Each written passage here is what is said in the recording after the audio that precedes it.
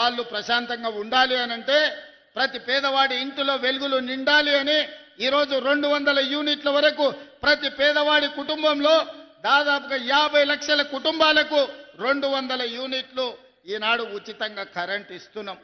ఇదే కాదు, ఇల్లు లేని వాళ్లకు ఇల్లు ఇవ్వాలని ఇందిరమ్మ ఇండ్లు ఇప్పటికే 4.5 లక్షల ఇండ్లు మంజూరు చేసినాం. 22,500 కోట్ల రూపాయలు ఈరోజు పేదల ఇండ్లకు ఖర్చు పెడుతున్నాం. ప్రతి గ్రామాన ఇవాళ ఇందిరమ్మ ఇండ్లు నిర్మించుకుంటున్నారు పేదవాళ్ళు.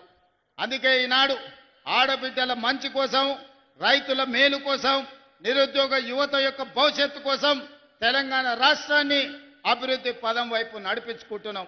అందుకే 2 సంవత్సరాలు పూర్తి చేసుకుంటున్న సంబరాలు చేసినాం. ఈరోజు ఒక్క మాట అడగదలుచుకున్న ఉస్నాబాద్ నియోజకవర్గ ప్రజల్ని.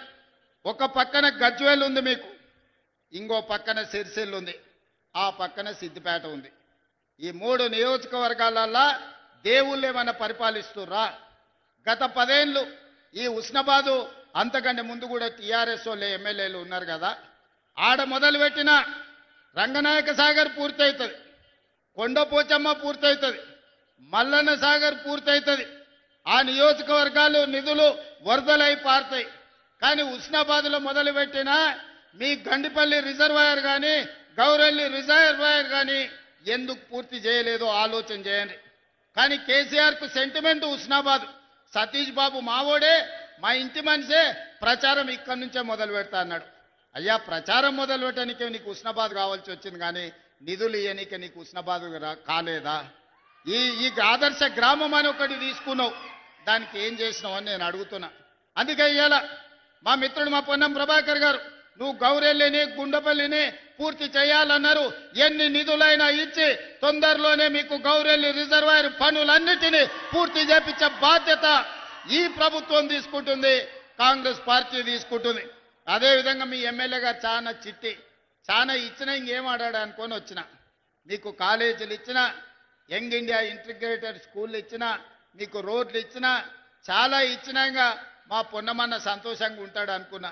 అది అయిపోయింది, ఇచ్చింది అయిపోయింది, మళ్ళీ ఏం చేస్తావో చెప్పని మళ్ళీ కొత్త కాగితం ఇచ్చిండు. దీంట్లో చాలా ఉన్నాయి.